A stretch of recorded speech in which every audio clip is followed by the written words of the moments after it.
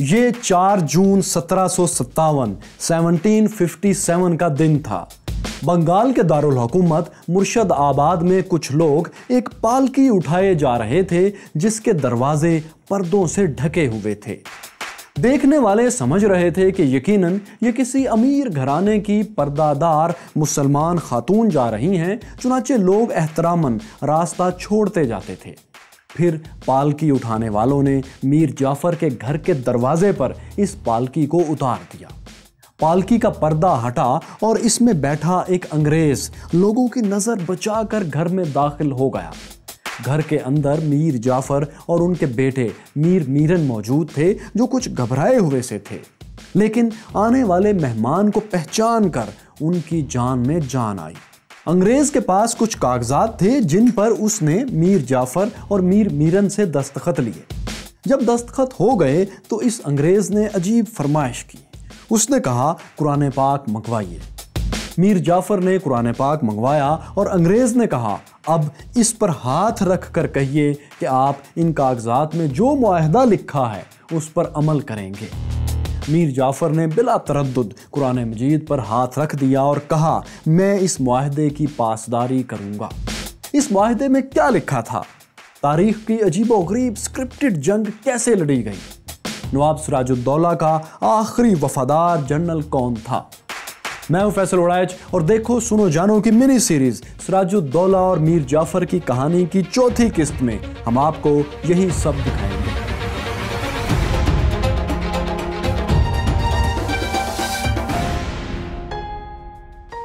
दोस्तों, बंगाल में 3 ताकतवर लोग थे जो नवाब सिराजुद्दौला को हटाकर उनकी जगह अपनी मर्जी की हुकूमत चाहते थे। एक तो थे लॉर्ड क्लाइव, जिन्होंने सिराजुद्दौला से कलकत्ता का इलाका वापस छीना था। वो सिराजुद्दौला को अंग्रेजों का दुश्मन समझते थे और उनकी जगह किसी ऐसे हुक्मरान को लाना चाहते थे जो अंग्रेजों का हर हुक्म बिला चूं चरा माने, यानी एक ऐसा डमी नवाब जो काबिज अंग्रेजों के मुफादात को नुकसान ना पहुंचाए, बाकी वो जो चाहे करता फिरे। दूसरे ताकतवर शख्स थे मीर जाफर, जो नवाब सिराजुद्दौला के सिपह सालार थे। इन्हें नवाब से ये शिकायत थी कि उन्होंने मीर जाफर को नज़रअंदाज करके राजा मानक चंद को कलकत्ता का गवर्नर बना दिया था।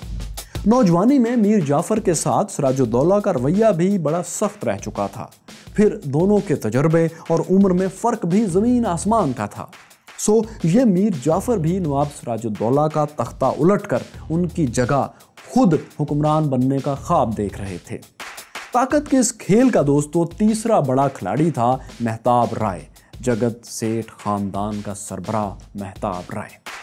आप जानते हैं कि नवाब सिराजुद्दौला ने एक फौजी मुहिम के लिए मेहताब राय यानी जगत सेठ से 3 करोड़ रुपए मांगे थे, लेकिन जब उन्हें यह रकम नहीं मिली तो उन्होंने जगत सेठ को गिरफ्तार करके तशद्दुद का निशाना बनाया था।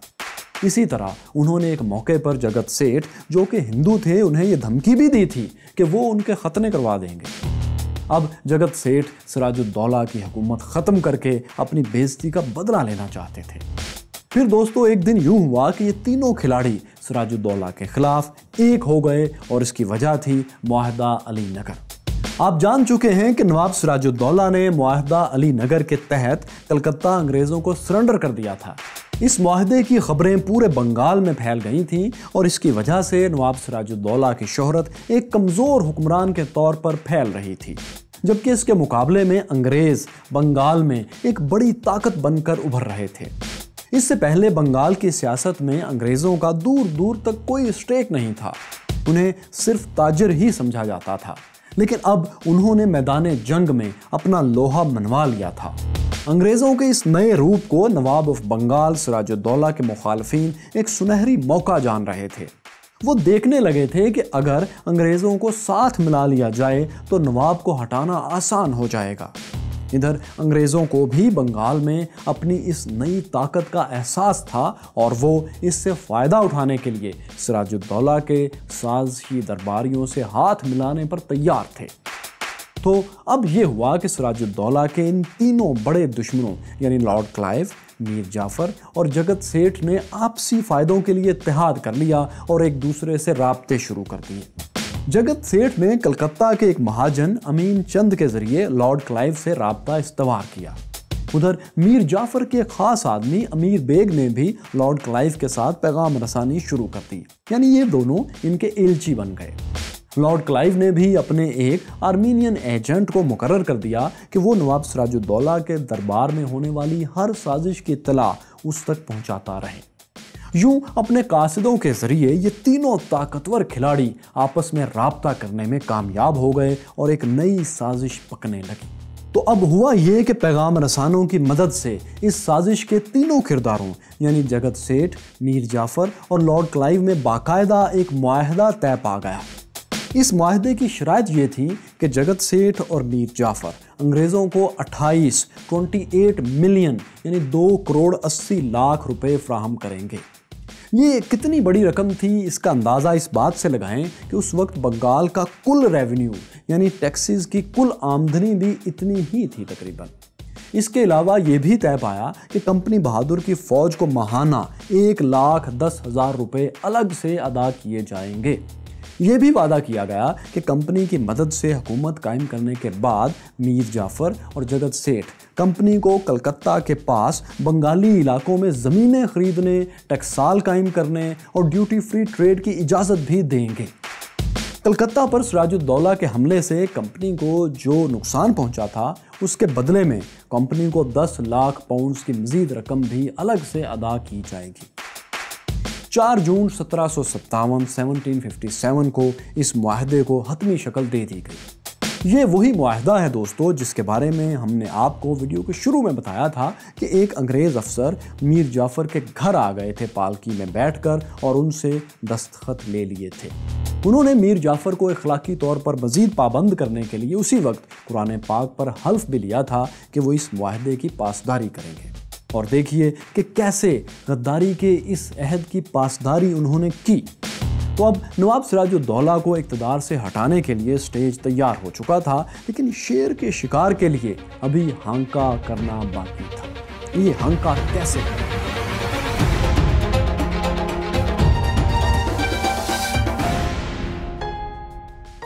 माय क्यूरियस फेलोज, हिंदुस्तान में अक्सर ऐसा होता था कि जब किसी नवाब या अंग्रेज अफसर ने शेर का शिकार करना होता था तो वो हांका किया करते थे, यानी उनके मुलाजमीन शेर को घेर घार कर साहब के सामने ले आते थे और साहब बहादुर उसे अपनी बंदूक से निशाना बना डालते थे।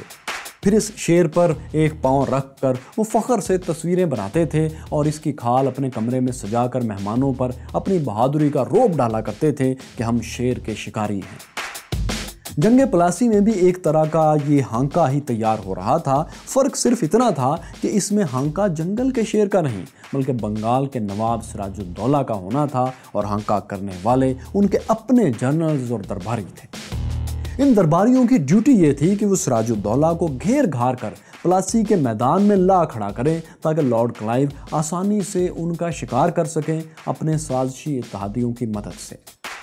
जी हाँ दोस्तों, प्लासी की जंग कोई बाकायदा लड़ाई ही नहीं थी बल्कि एक स्क्रिप्टेड जंग थी जिसमें हार जीत का फैसला पहले ही लिखा जा चुका था। नवाब सिराजुद्दौला के 50-60 हज़ार फौजियों के मुकाबले में लॉर्ड क्लाइव के पास महज 3000 सिपाही थे। इतनी कम तादाद के साथ वो नवाब सिराजुद्दौला से कलकत्ता में तो आर्जी तौर पर जीत गए थे, लेकिन ये फोर्स पूरे बंगाल पर कब्जा करने और फिर इसे बरकरार रखने के लिए बिल्कुल नाकाफी थी। अगर प्लासी के मैदान में दोनों फौजों को अपनी पूरी ताकत के साथ दू बदू लड़ने का मौका मिलता तो लॉर्ड क्लाइव की फौज शायद 1 घंटा भी मुकाबला ना कर पाती और भाग खड़ी होती। यही वजह थी कि लॉर्ड क्लाइव मुकम्मल फतह की गारंटी के बगैर इस मैदान में, इस जंग में उतरने को तैयार नहीं थे। दोस्तों, यहाँ ये वजाहत कर दें हम कि लॉर्ड क्लाइव को इस जंग के लिए ईस्ट इंडिया कंपनी के लंदन ऑफिस की हिमायत हासिल नहीं थी।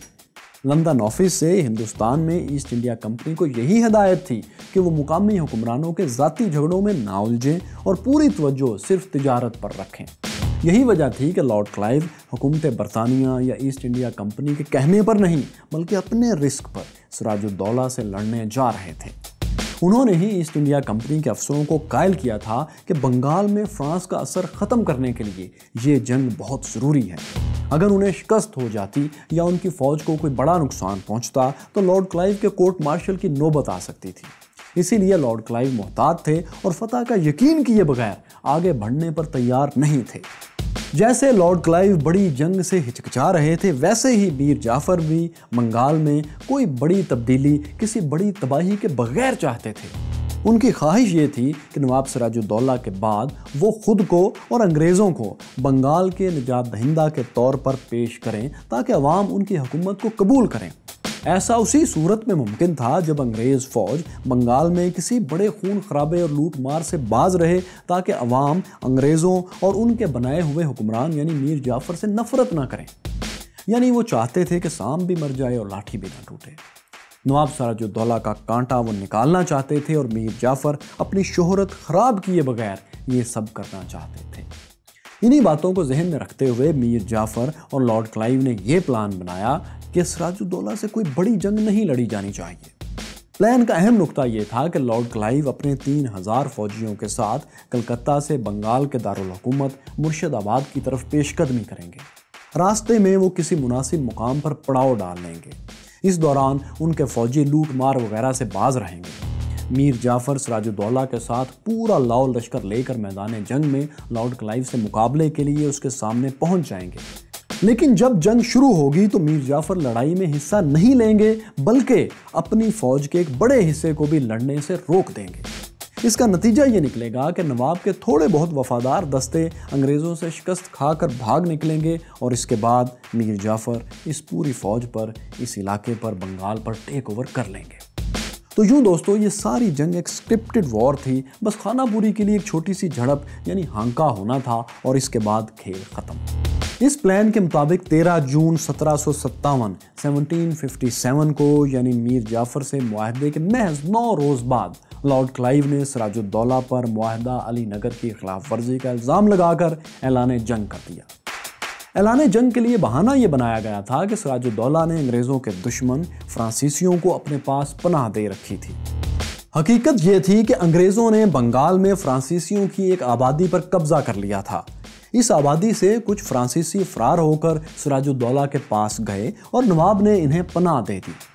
लेकिन दोस्तों, ये मुआहदा अली नगर की खिलाफ वर्जी नहीं थी, क्योंकि उस मुआहदे के तहत नवाब इस बात के पाबंद ही नहीं थे कि वो फ्रांसीसियों के खिलाफ अंग्रेज़ों का साथ देंगे।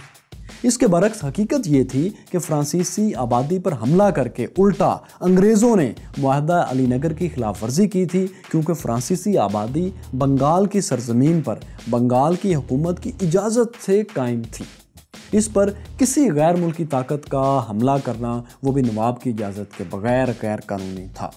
अंग्रेज़ों ने यह बहाना भी दोस्तों बनाया कि नवाब ने कलकत्ता में होने वाले नुकसान का अजाला करने के लिए जो रकम देना थी वो फौरी तौर पर नहीं थी।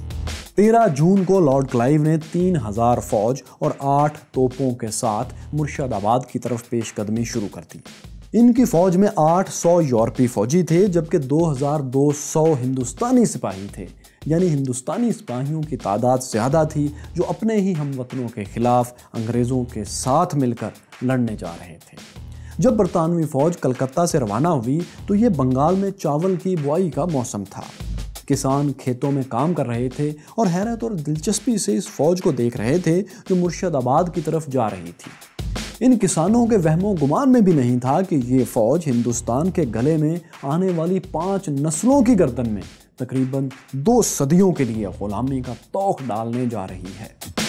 अगर बंगाली किसान ये बात जान लेते तो लॉर्ड क्लाइव को तारीखी मुज़ाहमत का सामना करना पड़ता, लेकिन जाहिर है वो लोग इतना दूर की नहीं सोच रहे थे। उन वक्तों में आए रोज़ राजों महाराजों के तख्त उलटते रहते थे और एक गिरोह दूसरे को नीचा दिखाने के लिए उसके दुश्मनों का सहारा भी लेता रहता था। तो इसीलिए वो किसान इस सारे खेल को भी एक ऐसी ही पावर गेम समझ रहे थे। इसकी नाकाबिले फरामोश हैसियत का उन्हें अंदाज़ा तक नहीं था। यही वजह है कि लॉर्ड क्लाइव की फ़ौज किसी मुश्किल का सामना किए बगैर आगे बढ़ती चली गई। ये सफ़र लॉर्ड क्लाइव के लिए कोई आसान सफ़र नहीं था। उन्होंने मीर जाफ़र को बार बार खतूत लिखे कि वो उन्हें आगे की हिकमत अमली बताएं कि वो नवाब को साथ लेकर कब और किस जगह पहुंचेंगे और लड़ाई कैसे लड़ी जाएगी वगैरह वगैरह। लेकिन मीर जाफ़र की तरफ से इन खतूत का कोई जवाब नहीं आ रहा था या बहुत कम जवाब आ रहा था।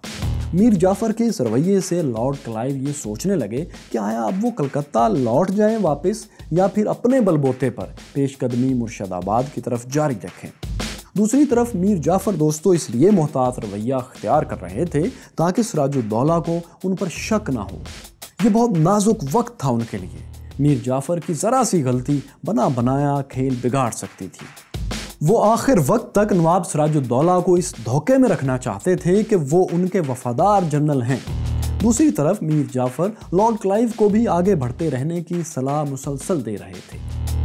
अब दोस्तों लॉर्ड क्लाइव की पेशकदमी को जानते हुए और उनके ऐलान जंग को सामने रखते हुए नवाब सिराजुद्दौला ने भी मुर्शिदाबाद से अपनी फौज को लेकर कलकत्ता की तरफ पेशकदमी शुरू कर दी। नवाब के पास कम से कम 50,000 फौज थी, लेकिन इस फौज के जनरल मीर जाफर थे और उनके साथ कई साजिशी दरबारी भी मिले हुए थे।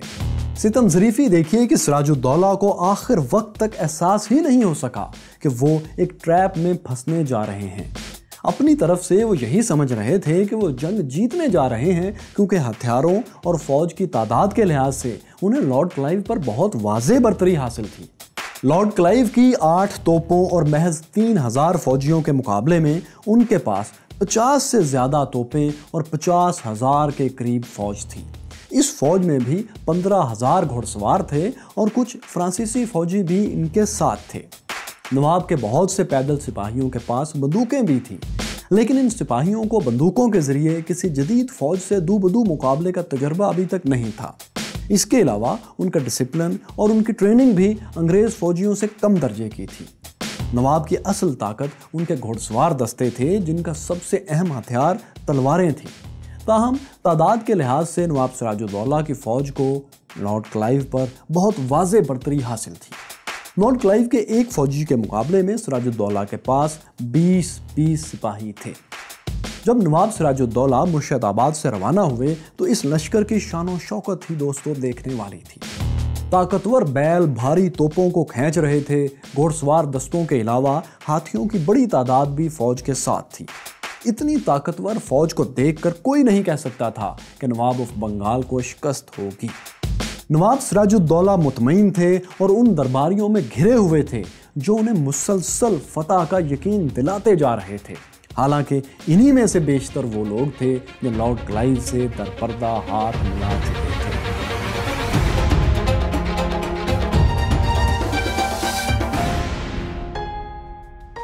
मुर्शिदाबाद के जनूब में कोई 50 किलोमीटर के फासले पर एक छोटा सा गांव है जिसे प्लासी कहते हैं।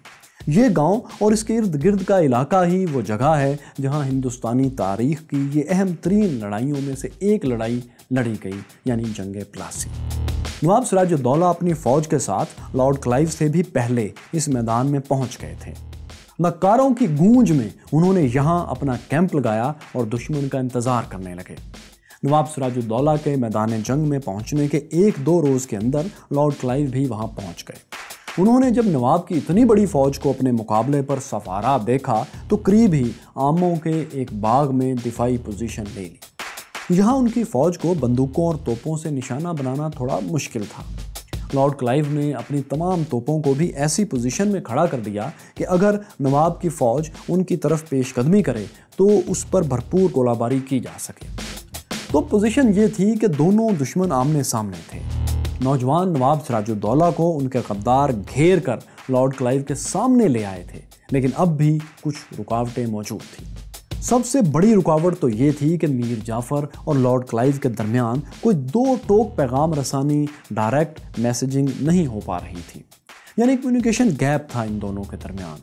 मीर जाफर लॉर्ड क्लाइव के पैगामात का बहुत कम जवाब देते थे। इसीलिए एक मौके पर लॉर्ड क्लाइव ने मीर जाफर को धमकी भी दी कि अगर उन्होंने फौरी तौर पर क्लाइव को आगे की हिकमत अमली नहीं बताई तो फिर वो नवाब सिराजुद्दौला से मामला तय कर लेंगे, यानी उनसे सुलह कर लेंगे। जाहिर है इससे मीर जाफर के इक़्तिदार पर कब्जे की कहानी ख़त्म हो जानी थी। लेकिन दोस्तों इस सुलह की नौबत नहीं आ सकी और दोनों फौजों में पहले ही जंग छिड़ गई। प्लासी की जंग 23 जून की सुबह 8 बजे के बाद शुरू हुई। नवाब सिराजुद्दौला की फौज उस दौर के जंगी तकाज़ों के मुताबिक 3 हिस्सों में तकसीम थी। फौज के दाएं और बाएं हिस्सों की कमान सिराजुद्दौला ने मीर मदन और मीर जाफर को सौंप रखी थी। मीर मदन उन चंद दरबारियों में से थे जो सिराजुद्दौला के आखिर वक्त तक वफादार रहे। फौज के दरमियानी हिस्से की कमान कुछ दूसरे सरदार कर रहे थे, जबकि कुछ फौजी दस्तों को रिजर्व में भी रखा गया था ताकि बवक्ते ज़रूरत इस्तेमाल किया जा सके। सिराजुद्दौला अपनी मरकजी फौज के पीछे एक महफूज जगह पर खैमे में मौजूद थे, जहां से वो सरदारों से रिपोर्ट्स लेते थे और उन्हें अहकामात जारी करते थे। तो अब ये हुआ कि जब जंग शुरू हुई तो मीर जाफर ने, जिनके ज़ेर कमान 20,000 फौजी थे, उन्होंने अपने फौजियों को जंग में हिस्सा लेने से रोक दिया। नवाब ने उन्हें बार बार पैगाम भेजा कि वो आगे बढ़कर दुश्मन पर अटैक करें, लेकिन हर बार मीर जाफर टाल मटोल से काम ले जाते।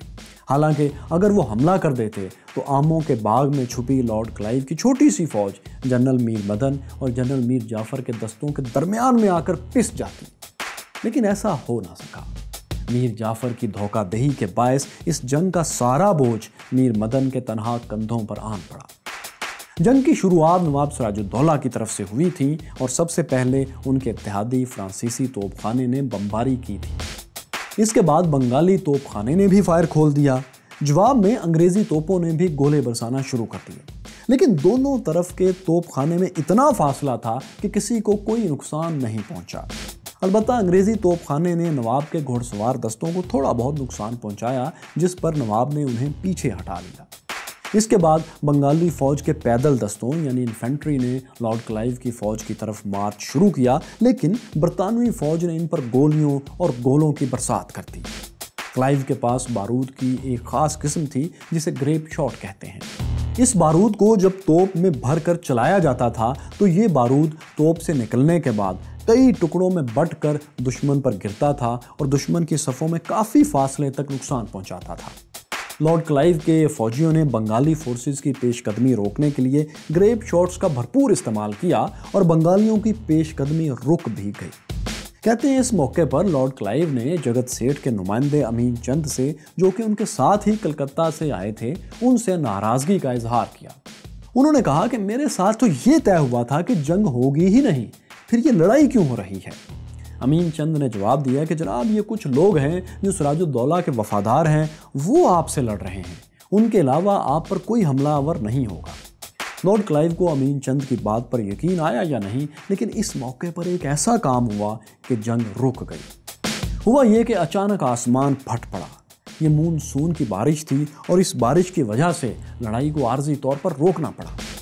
दोस्तों, मौसम की इस छोटी सी करवट ने जंग के एक फरीक को नाकाबिले तलाफी नुकसान पहुंचाया। वो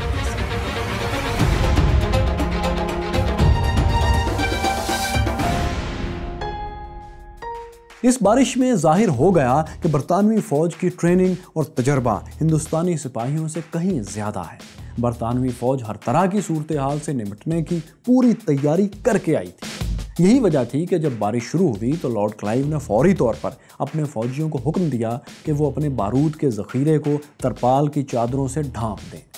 फौजियों ने ऐसा ही किया और इस तरह अंग्रेज़ों का गोला बारूद बारिश में भीगने और ज़ाया होने से बच गया। दूसरी तरफ बंगाली फौज के पास इस बरसात से निपटने का कोई इंतज़ाम नहीं था। उनका बारूद और गोले वगैरह बारिश में भीग गए और इस्तेमाल के काबिल ना रहे। कुछ देर बाद जब बारिश शुरू की तो बंगाली फौज का तोपखाना और बंदूकें बड़ी हद तक बेकार हो चुकी थी। दूसरी तरफ लॉर्ड क्लाइव के पास मौजूद बारूद का ज़ख़ीरा यूं का त्यों महफूज था। बारिश के बाद सिराजुद्दौला के जनरल मीर मदन ने सोचा कि शायद अंग्रेज़ों का बारूद भी बारिश में भीग कर ज़ाया हो चुका होगा। चुनांचे उन्होंने अपने 5,000 अफगान घुड़सवारों को लॉर्ड क्लाइव की पोजीशन पर हमला करने का हुक्म दिया। ये घुड़सवार जैसे ही आमों के बाग की तरफ बढ़े, अंग्रेज़ों ने उन पर तोपखाने का मुंह खोल दिया। गोलाबारी शुरू हुई तो देखते ही देखते सैकड़ों बंगाली सिपाही ढेर हो गए। इस बमबारी और फायरिंग में मीर मदन भी निशाना बने। उन्हें जख्मी हालत में सिराजुद्दौला के सामने लाया गया। मीर मदन ने सिराजुद्दौला से कुछ अलविदाई कलमात कहे और उनके हाथों में जान दे दी। जनरल मीर मदन जैसे वफादार की मौत सिराजुद्दौला पर बिजली बनकर गिरी। उन्हें यह जंग अब हाथ से निकलती नजर आने लगी। उन्होंने फौरी तौर पर जनरल मीर जाफर को बुलाने का हुक्म दिया। मीर जाफर शुरू में तो नवाब के हर हुक्म को टालते रहे और नहीं आए, लेकिन जब नवाब की तरफ से इसरार बढ़ा तो मीर जाफर नवाब के खैमे में आ गए। मीर जाफर और सिराजुद्दौला की इस मुलाकात में जो कुछ हुआ उसने जंग का पांसा पलट दिया। इस मुलाकात के मुतालिक एक अफवाह जिसे हिस्टोरियन गुलाम हुसैन ने लिखा है वो ये थी कि जब मीर जाफर नवाब सिराजुद्दौला के सामने आए तो सिराजुद्दौला ने अपनी पगड़ी उतारकर उनके कदमों में रख दी। उन्होंने माजी में मीर जाफर से जो कुछ बुरा भला कहा था उस पर माफ़ी मांगी और कहा कि आइंदा वो अपने नाना नवाब अली वर्दी की तरह ही उन्हें मोहतरम समझेंगे, बस इस मौके पर वो जंग को संभाल लें। दोस्तों, अब गुलाम हुसैन चूंकि सिराजुद्दौला के दुश्मनों के दौर में तारीख लिख रहे थे, इसलिए हम पूरे यकीन से नहीं कह सकते कि इसमें कितना सच है। लेकिन एक बात जो इस मुलाकात में हुई वो अमली तौर पर सच साबित हुई। वो ये कि इस मुलाकात में जनरल मीर जाफर ने नवाब सिराजुद्दौला को एक ऐसा मशवरा दिया जिसने जंग का पांसा ही पलट दिया। उन्होंने सिराजुद्दौला से कहा कि इस वक्त बंगाली फौज के जो सिपाही लॉर्ड क्लाइव की पोजीशन के करीब पहुंच चुके हैं उन्हें आप वापसी का हुक्म दें। जब ये फौजी वापस आ जाएंगे तो हम अगले रोज यानी कल को फिर से लड़ाई शुरू करेंगे नई हिकमत अमली के साथ। सिराजुद्दौला ने कहा कि अगर दुश्मन ने रात को हमला कर दिया, शब खून मार दिया तो क्या होगा? मीर जाफर ने जवाब दिया कि ये जिम्मेदारी मेरी है, मैं दुश्मन को रात को हमला करने से रोकने की सलाहियत रखता हूँ, आप बस मेरे कहने पर फौज वापस बुला लीजिए। My curious fellows, Mir Jafar जो मशवरा दे रहे थे वो सरासर मौत थी। आगे बढ़ती हुई फौज को अचानक वापसी का हुक्म देना तबाहकुन होता है, क्योंकि फौज जब वापस पलटती है तो उसकी सफ़ें बरकरार नहीं रहती। फिर अक्सर सिपाही ये समझते हैं कि उन्हें शिकस्त हो गई है इसलिए वापसी का हुक्म मिला है, सो वो पीछे हटने के बजाय भागना शुरू कर देते हैं, जिससे दुश्मन के लिए बहुत आसान हो जाता है कि वो भागती हुई फौज पर पीछे से फायरिंग करके उसका ज़्यादा से ज़्यादा जानी नुकसान कर दे। अब दोस्तों, यूं था कि जनरल मीर जाफर इस बात को जहन में रखकर सिराजुद्दौला को ये मशवरा दे रहे थे, लेकिन सिराजुद्दौला किसी वजह से इस चाल को समझ नहीं पा रहे थे।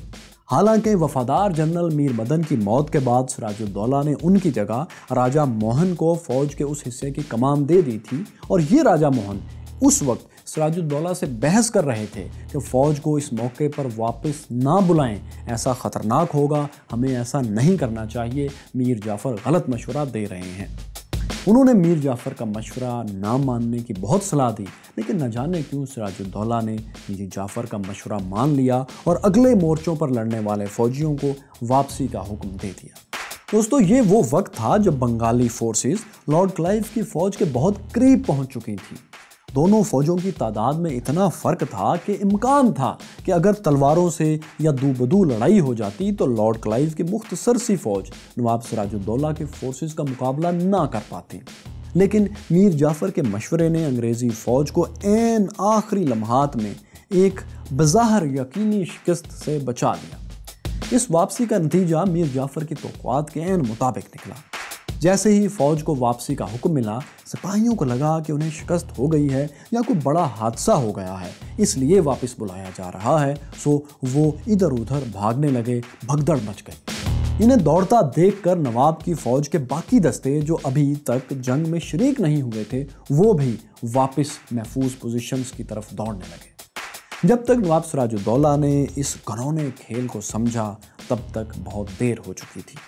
इसकी फ़ौज का एक बड़ा हिस्सा फरार हो चुका था और बाकी फ़ौजी भी भागने की तैयारी कर रहे थे। उधर लॉर्ड क्लाइव ने दुश्मन की फ़ौज को भागते देखा तो उन्होंने अपनी पोजीशन से बाहर निकलकर भागती बंगाली फ़ौज पर ज़ोरदार हमला किया।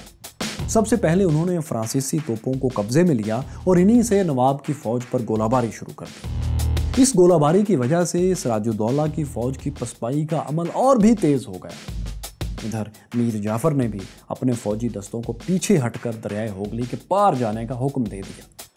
नवाब के सिपाहसालार को भागते देखकर बचे खुचे बंगाली फौजी भी फरार हो गए और फिर नवाब सिराजुद्दौला भी एक ऊंट पर बैठे और मैदान जंग से निकल गए। प्लासी की जंग लॉर्ड क्लाइव ने मीर जाफ़र और जगत सेठ की मदद से जीत ली थी। बंगाल अंग्रेज़ों के कंट्रोल में जा चुका था और सिराजुद्दौला की हुकूमत का खात्मा हो गया था। हिंदुस्तान की तारीख एक तवील मोड़ मुड़ चुकी थी।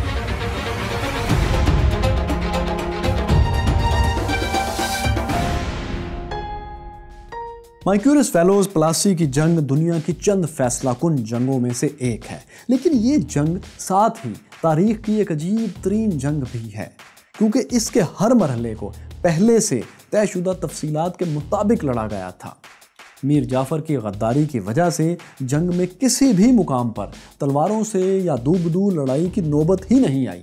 ये पूरी लड़ाई सिर्फ तोपखाने और बंदूकों के जरिए लड़ी गई और इस लड़ाई में अंग्रेज़ों का इतना कम नुकसान हुआ कि उसे सुनकर आप शायद हैरान रह जाएं। इस लड़ाई में अंग्रेज़ों के सिर्फ 22 फौजी मारे गए और 50 से ज़्यादा जख्मी हुए, जबकि नवाब की फ़ौज के 600 से ज़ायद सिपाही मारे गए और कोई 900 के करीब जख्मी हुए। तकरीबन 50,000 की फ़ौज में ये कोई बड़ा नुकसान नहीं था। दूसरा ये कि बंगाल के आधे से ज़्यादा फ़ौजी तो लड़ाई में शरीक ही नहीं हो सके और आखिर वक्त तक ताज़ा दम रहे। लेकिन इस सब के बावजूद नवाब हार गए। बड़ी फ़ौज, ज़्यादा हथियार और कम नुकसान के बावजूद हार गए। दोस्तों, प्लासी की जंग में नवाब सिराजुद्दौला के साथ जो कुछ हुआ, इस पर आज का मौर्रख मुत्तफिक है कि सिराजुद्दौला को धोखे और धांधली से शिकस्त दी गई। जंग प्लासी में होने वाली धोखाबाजी ने मीर जाफ़र, लॉर्ड क्लाइव और जगत सेठ को हिंदुस्तानी तारीख के सबसे बड़े विलन बना दिया और नौजवान ना तजर्बाकार नवाब सिराजुद्दौला को एक तारीखी अजीम हीरो। दोस्तों, इन तीनों किरदारों में से लॉर्ड क्लाइव गैर हिंदुस्तानी थे, इसलिए महफूज रहे। जगत सेठ पसे पर्दा थे, वो भी तारीख के नश्तर से बच निकले। लेकिन इस खेल में सबसे ज़्यादा बदनामी मीर जाफ़र के हिस्से में आई। इतनी बदनामी कि आज मीर जाफ़र पाकिस्तान, भारत और बांग्लादेश में मुतफ़िक़ा तौर पर गद्दारी की अलामत और इस्तिआरा बन चुके हैं।